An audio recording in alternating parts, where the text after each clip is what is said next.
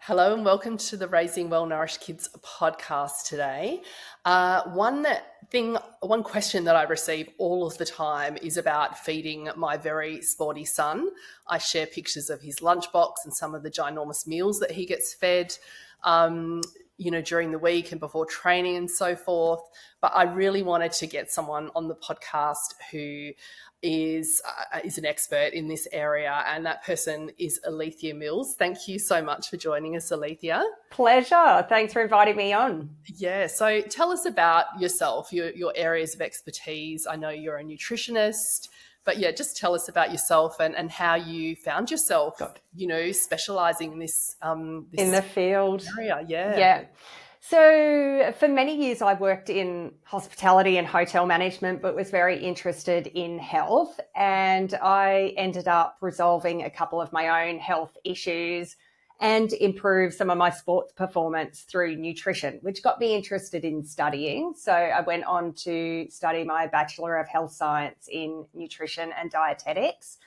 And then started, as I was going through my study, I was doing quite a bit of running at the time and long distance running, and found a real passion for it there. So when I started my business, I predominantly focused on sports nutrition until we had COVID times and all the events cancelled. And so I've had a few segues along the way into gut disorders and a few things, but I always come back to sport. I love it. I love the difference that nutrition can make. Yeah, it's massive, isn't it? Yeah, huge. Yeah. Interesting that you've had to pivot. I wouldn't have even thought of that. But yeah, you're right. With all Yeah, the they all cancelled. So I remember sitting Yeah. there thinking, what am I going to do now? So Yeah. it ended up being gut disorders, but that actually goes hand in hand for particularly a lot of the endurance sports. So it ended up being a really good pivot to make as well. Yeah. So, specifically around kids and active kids, what are the key nutritional needs for active kids? Like, what's forefront of your mind when you're treating someone that's not only active but also growing? Growing as well, yeah.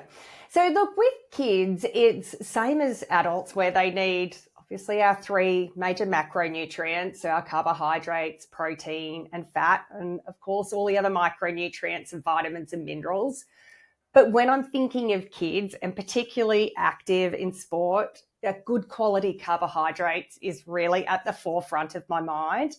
So for performance, it's our main source of energy. So they can perform well, and also for their brain function. So I do see quite a bit where they're training in the morning and then going to school and the brain can't function as well at school because they are lower in that carbohydrate. Also, another reason I focus on carbs is their glycogen stores. So their stored energy is a lot smaller in ratio to their body as kids. So carbohydrates are really important.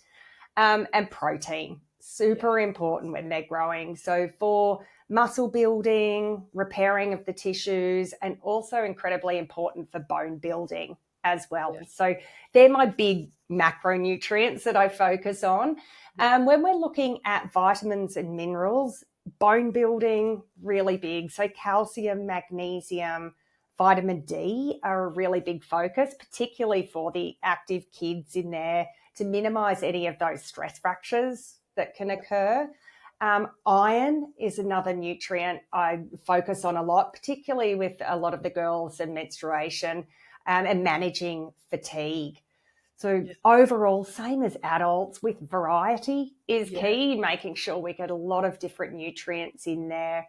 And of course, hydration as well with the active kids. Yeah, we'll go into hydration in a moment, but just circling back to macros and just putting that into kind of a practical, a bit of practical advice. Like, what would a good balanced kind of pre-training snack look like? Because obviously you've got your fuel throughout the day, the general stuff, like you said, which is all about balanced nutrition, lots of variety. Mm-hmm. But what about preparing a child pre-training for training or an event, and then conversely after they've trained or after an event? Yeah, definitely. So pre-training or pre-event will really depend on what the sport is, how intense it is, whether it's at the beginning of the day or the end of the day. So at the end of the day, when we've had breakfast, lunch, and a few snacks, sometimes we can get away with those sessions without having something just before.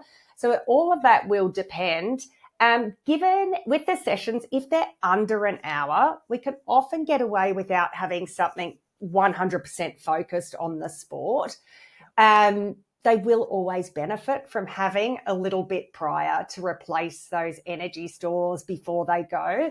But what that will generally look like, anything around the hour mark, about 30 grams of carbohydrate. So if we're thinking about foods that 30 grams would be, that's a banana, it could be fresh juice in there, 2 to 3 medjool dates. That's around that 30 gram mark of carbohydrate.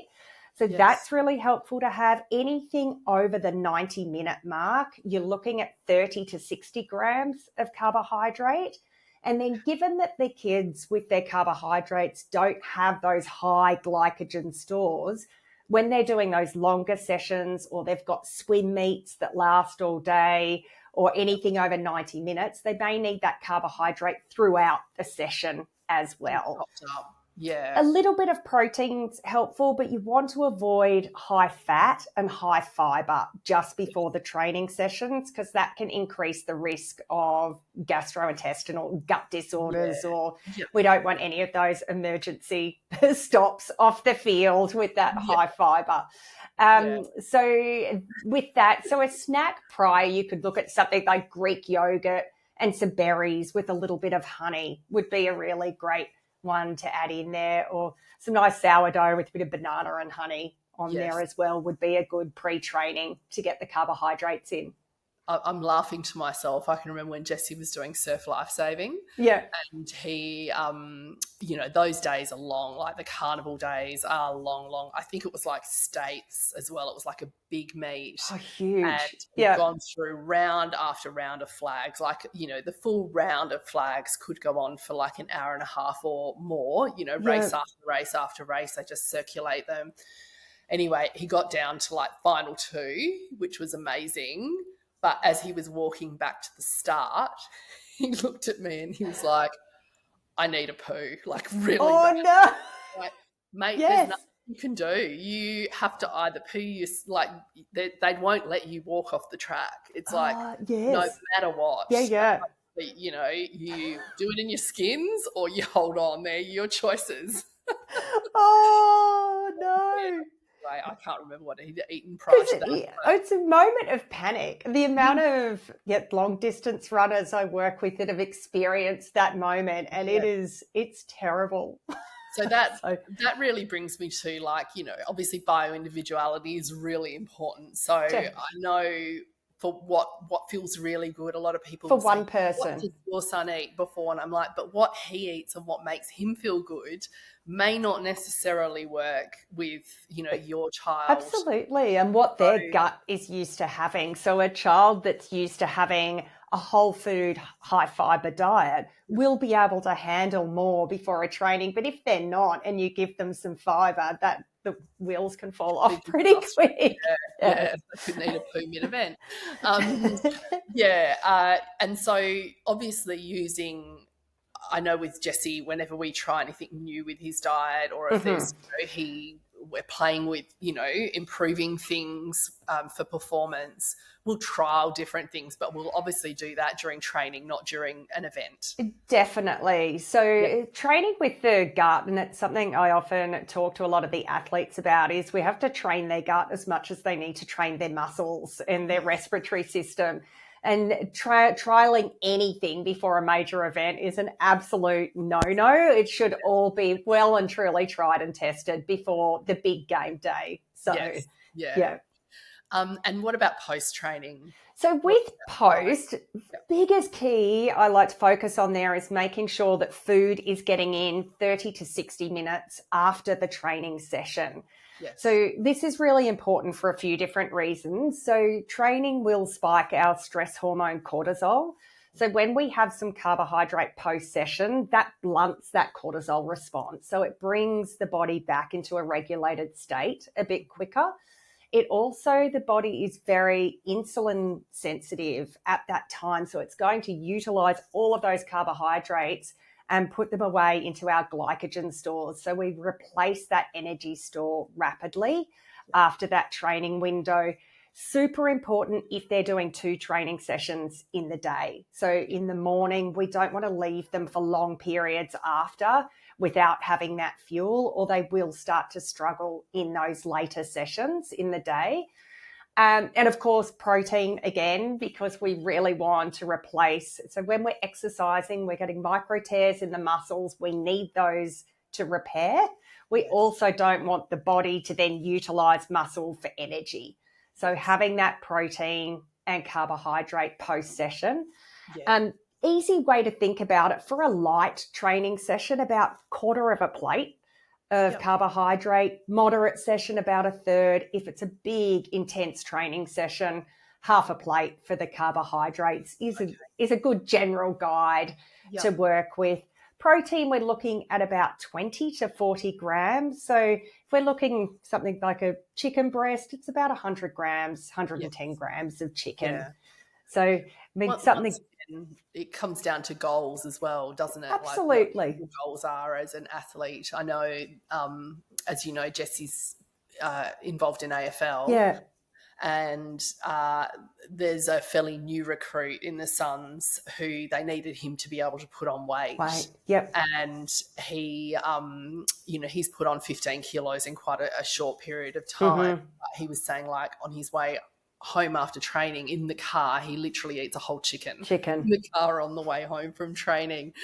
So I thought, and you're right, that's where it is so individual in what each person's goals are. What position do they play, what sport are they playing, all of these sorts of things. So having had swimmer, and then Jess has been through the whole surf life-saving phase. Then there was a few years of boxing, and now it's all AFL. I know. So you've noticed a big difference in... definitely, in the way that he fuels and the things that he wants to eat and the things that make him feel good. It's constantly evolving. So we're constantly kind of tweaking. And I know I've spoken to you about his, his reluctance with a lot of carbohydrate as well. Like, he's just not a carby kid. I know that's kind of weird, but he's definitely getting better. I've managed to improve that for him. But it is, it's just a constant work in progress, really. For him. And that's another thing too, isn't it, with that personal preference is all the numbers in the world mean nothing really when it comes down to that bio-individuality and how we respond. And and I've also found that if we overdo, I mean, look, this is possibly as a result of him being a kid that's been raised with lots of dietary variety, but sometimes it's easy to fall into the habit of, in busy life, to kind of go back to the same things on repeat. And so, we found ourselves like, Paul is in charge of breakfast in the morning, but there's a lot of eggs tend to end up on the plate, and he sometimes sounds like my household. He's like, not eggs again, So I've had to really start to think, okay, what else, is going to give him enough protein, enough carbohydrate. And then he's in the right hands. 100%. He doesn't know how good he's got it. He had quinoa fried rice this morning because I managed to get that prepped last night while I was kind of trying to organise dinner, and also managed to almost set the house on fire in the process because I was juggling too many things. But that was just I just wanted to try something a bit different. Great. That he really, really liked that. So that's something sounds else delicious on his rotation. Okay, so you touched on hydration. Yes. How much should kids be drinking before, during, and after sport? What does that look like? So with hydration, again, completely depends when we're talking length, temperature. Obviously, living up here in Queensland, we've got those higher temperatures, intensity of exercise, etc. But if we look at general, about 200 mils 2 hours prior to training or exercise, then another 300 mils in that hour before. 100 to 200 mils every 10 to 15 or 15 to 20 minutes during the exercise. Afterwards, of course, hydration is important. We can do things such as sweat testing to figure out how much that individual is losing per hour, and we can get really drill down on it. The best thing I always look at is looking at urine. It's an easy way to have pale straw-coloured urine. It's a really good guide that kids and teenagers can look at themselves. Yeah. Anything up to an hour, they can rely on just plain water. Electrolytes, which we might touch on, that's something that we can add in when we're looking at those longer, more intense sessions. Yeah. But generally with kids and teenagers, we're looking at 2 to 3 litres a day. Active kids, you're up that higher end towards the 3 litres, again, depending on sort of size and activity and all sorts of things, but a very general take. Do you have any tips for people who, kids or adults that come to you and just say, I just don't like water? What do you recommend? So with that, I'll get them. That before? Yeah, I did a lot. People don't like the taste or, So I will always add fruit in. So mint flavoured water, that one's actually really quite popular with kids, or adding some lemon or orange if there's no issues with teeth, mineralisation of teeth decay there. But mint and adding that little bit of flavour in there is really helpful.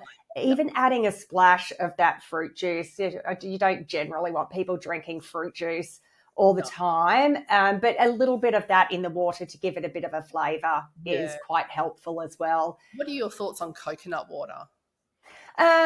Look, coconut water's, it's a good carbohydrate. It's tasty. I really like it. As far as an electrolyte, it doesn't cut what we need for electrolytes, but it is a nice drink. It's hydrating, but plain water. If you want to use coconut water, if someone's absolutely that they're not going to drink water, we can have that in there a little bit, but I wouldn't have that as the predominant. Not litres of coconut water. No.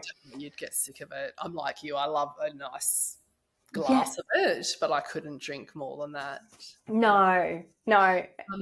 Just circling back to electrolytes, because just to give everyone that's listening a bit of background, my son was having a horrific time with really intense full body cramps. Full body, that weren't related to conditioning. He was very well conditioned, and it reached a peak. Actually, it was a year ago now. Would you believe? It's gone pretty fast. Where he played in a grand final. I only know that because it was a grand final, and he physically could not finish the game. He had to come off, and he was furious. Like, I've never, he's a pretty laid back kid, but he was so disappointed in his body, and I was tearing my hair out because I just could not figure out. We were doing all the right things nutritionally. We were adding electrolytes to his water, and I had spoken to Alethea many times trying to work out like what it was, the carbohydrates definitely was something that needed to be worked on, increasing those.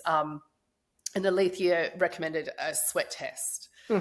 And it has been, I can't even begin to tell you how life-changing that's been, not just for sport, I have to say. I just think for him, in the way his brain even works, like his brain stamina has been improved. He's on the football field.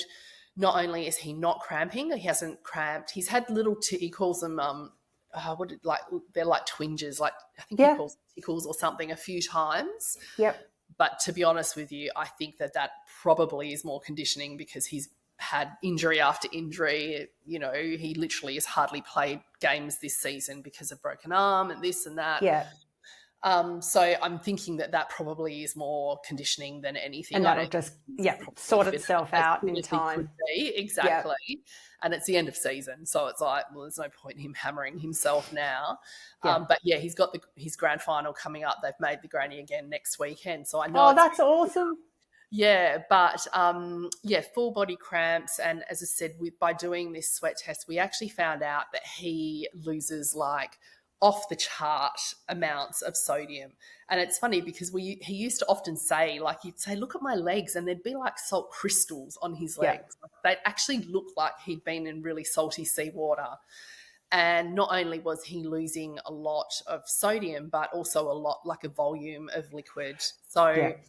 it really, I can't underestimate the importance of individualized treatment plans and seeing someone like Alethea, not only for nutritional advice, but, hydration, it is just so important. We found out with Jesse, we were actually making things worse. He was really well hydrated. Volume, Yeah. but not enough. So, like, not even a scratch of sodium.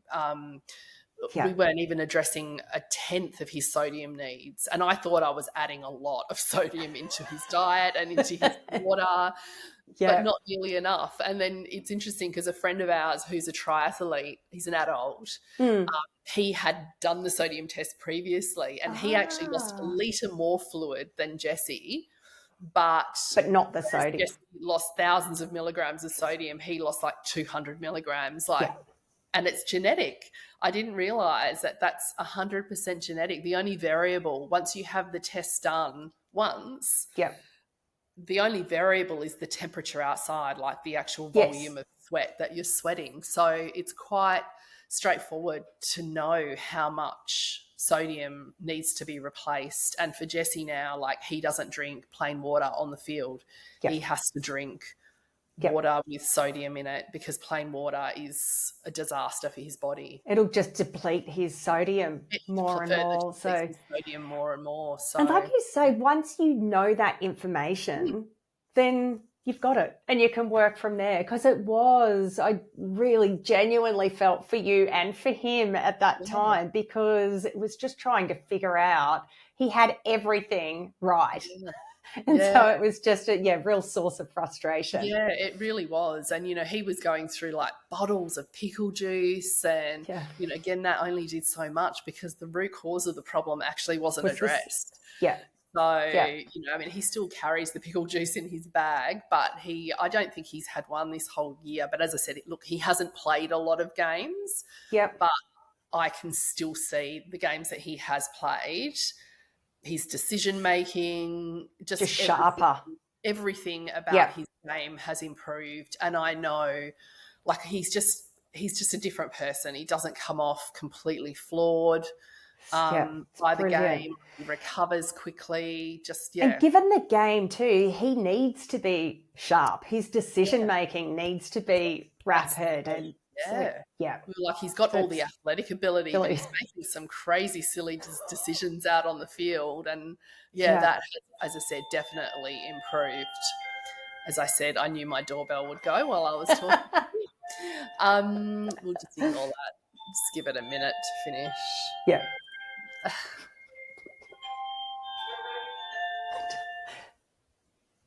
Okay. So hydration and that individual. Definitely. And look, with electrolytes, for the most part, people can get away with not having sort of that electrolyte and sodium. But when you're getting up to that intense training and longer sessions, the body does benefit from it. So like you've said, having a test done to know is really helpful. There's a couple of things that you can look at. Like you were saying, that salty crystals. I always get people to check their hats. If they've got that salt rim on their hat, that's a good way. Or if the skin, you can see it, it's a bit white, or salt crystals in Jesse's case. Kids that are on more whole food diets will be naturally lower in sodium. So they'll often need higher sodium levels as well. Also for the girls, if they are menstruating the second half of their cycle in the luteal phase, that's the electrolytes are going to be really helpful for them as well. So there's a few little things that we look at, but sweat testing 100%. If they're playing sport all the time, really fantastic idea to do. And then we can personalise what they're doing. Yeah, and it's, like you said, it's like a more individual approach. But, I mean, I know that you do functional testing all round, don't you? We're not just sodium. Yeah. So all different, gut testing and heavy metal testing, lots of different things that we look at to get to actually what's going on. Yeah, that's so important, particularly, as I said, probably for your run-of-the-mill athlete that's performing well and feeling really good. That's not necessary, but if there are things that come up like did for Jessie, definitely getting a holistic approach and getting the right tests is so important. Because like you say with him, just an electrolyte off the shelf wouldn't have been beneficial to him. And it's interesting. It's been a really interesting exercise to look at the various electrolytes that are on the market. And so, who are you using now? Look, we're lots of different ones. Yeah, it really has come down to, because he needs so much sodium. There's that fine balance between it being so salty it makes him feel sick. Yeah, because he's drinking so much salted water. Like the sody is good because it's lots and lots of sodium, but he can't use that during a game. It's too salty. He feels like his mouth. Mouth goes a bit dry and a bit icky. He loves Coda, is his favorite, like for a flavor. Compromise between really high sodium levels but a really mild flavor. He gets the grapefruit Coda. He loves grapefruit. I love the lemon one. It's like lemon sherbet. Okay. But we've tried lots of different brands, but they're the two that we kind of mostly settle on. And look, to be honest, during the week when, or sometimes during the day leading up to a game, he quite often will put like, it's like a tablespoon of Himalayan sea salt. It's a lot of salt, as I said, into a huge Yeti drink bottle. And we've got a lime tree, and he just uses puts lime juice in the water, and he quite likes that as well with lots of ice. And, perfect. That, again, is another inexpensive, really great way for him just to keep. But then during the game, he does like the Coda because he can measure it exactly. Like he knows what he needs exactly how many sachets to put into a 700 ml bottle, and knows exactly how to kind of. And that's the joy of those, I guess, is that you can be so specific for game day. And all of that. Totally. The only variable, as I said, is what kind of temperature he's playing in. What about sports drinks? What's your view on sports drinks? Do they have a place, or obviously we do have better options? Yeah. So sports drinks, again, are a really great way of getting some of that carbohydrate in while they're training and don't have to digest. So that's where they do have a place. As far as brands and things go, you just need one that's got the right glucose or sugar to salt ratio so it rapidly absorbs in the gut and into the cells. I use a couple of different brands in there that have that's no colorings and flavors, because there's some pretty hectic ones out there with lots of colors and flavors. But Tailwind is one of I quite like that one as a brand in there. But Coda, there's lots of different brands now. But yes, they absolutely do have a place for certain sports. Not always. We're not, but you're not talking about buying Powerade, like you said, the blue coloured, orange, and Really don't have so avoiding those. As far as the osmolality and the ratio, it's perfect. But then you've got all those other extras in there where you can make your own. I mean, you can do a make your own one with lemon juice and maple syrup and different things at home, or you can there are some good pre-made products that don't have all the additives and colours and flavours in them as well. So, I can certainly send some of those through to you if you have anyone interested in what they are. Perfect. That'd be great. It's funny actually you saying with the lime juice and the salt, sometimes, again, on a game day, he will sometimes put a bit of sweetener in there because, again, I'm quite mindful of the fact that he's not a carby kid. Who's going to eat truckloads of carbohydrates. So it's just kind of a natural, like that touch of maple syrup it just takes that edge off without it being too sweet, and then they are getting that carbohydrate, so it gets into the cells quickly. the sweet stuff as well, again, makes his mouth feel funny, which I understand. I know that feeling that where it's too much. Me, where it's just too much sweetness. And that is the other thing with some of even the electrolyte formulas. On paper, they're really great, but he doesn't like the mouthfeel and the taste of them. They're too sweetened for him. Yeah. So, it is a bit of trial and error, I think. And because you want a product that he's going to be able to enjoy while he's on field. Exactly. With the amount of sport that he's doing and the frequency with which he has to consume these products. Yeah. It has to taste good. It's got to sit well in his gut and in his mouth and for him to enjoy it. Yeah. So do you think sporty kids generally, do they need supplements, or can food cover everything? Food can, absolutely, for kids. So with supplements, the only time I will ever use protein powder with kids is if there's a case where there's very low appetite for various reasons. Yep. If they have incredibly high protein requirements or really high training load. So sometimes kids are finding, particularly a lot of the kids I work with, they're having whole food diets. They feel full. So protein powders can be really helpful in those circumstances. Supplements such as creatine is very popular. It's a safe supplement that is sometimes used in the older teen age group in strength sports and power sports. Again, with that, I tend to try and avoid too many supplements in kids when they're growing and developing and let the bodies do what they need to do, utilising food and getting all of their nutrients from food. Caveat to that, if someone is iron deficient, a few things. So, of course, then I would use supplementation to get their levels up to where they need to be. And obviously, you're only supplementing if you have done an actual test. Blood testing. Based on blood tests, 100%, because sometimes people come to me where they're feeling fatigued and tired and they've been supplementing iron and they don't need it, and it's all sorts of things. It's toxic if you don't need it. So, 100%. Too much is just as bad as not enough. So, I'm a bit of a test, don't guess in that sort of situation. Yeah, definitely. I know, like even when my kids were little, quite often I'd hear parents talking about, if your kid's just a bit flat and they're getting sick all the time, and just give them some iron each day. And I'm sitting there thinking, no. Don't do that. Do not do that. Please don't do that. Let's look at their nutrition first and their sleep and a few other things. Yeah, there's so many other things that come before that. Definitely. What might be some signs that a sporty kid's just not eating enough to support their sport? Yeah. So low energy availability, very real thing there. So my number one obvious low energy is the first thing I'd look at. So low energy, noticing that their performance is starting to drop when they're doing all the training. So strength, coordination, their speed is starting to be impacted.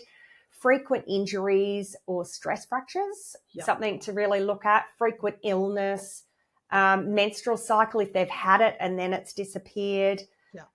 Sleep disorders, gut. So quite a few signs, but low energy and performance would be my number one. If they're attending all the training sessions and they're just feeling flat and they're going backwards, that's where we'd really start to look at it. There's lots of different ways. Obviously, when we look at numbers, if we know, like through DEXA scans and their fat-free mass, we can work it on calories to be 100% sure as to what nutrition they need. But there's some pretty obvious signs that we can work with. But performance and energy would be my number one to look at there. It's interesting when you were talking about girls and menstrual cycles. It's not something that I actually, interestingly, have given a lot of thought to. I was having a conversation, though, with one of the women's coaches, one of the girls' coaches actually for in the Gold Coast Suns under 17s team, and she was saying that, and I thought this was just so fabulous that they're some sports are adapting in this way. They have testing days. And so all the boys know that the testing day is on this day and that's when it happens. There's no exceptions, exception to the rule, maybe other than not even injury, actually. They just don't do the testing if they're injured. But with girls, they actually nominate several testing days, and depending on where they are in their cycle, they can actually do the testing day on so good. on a day that suits them Yep. as far as their cycle goes. Because like you said, you know, that It's premenstrual phase is so performance is going to be compromised in Yep. that time.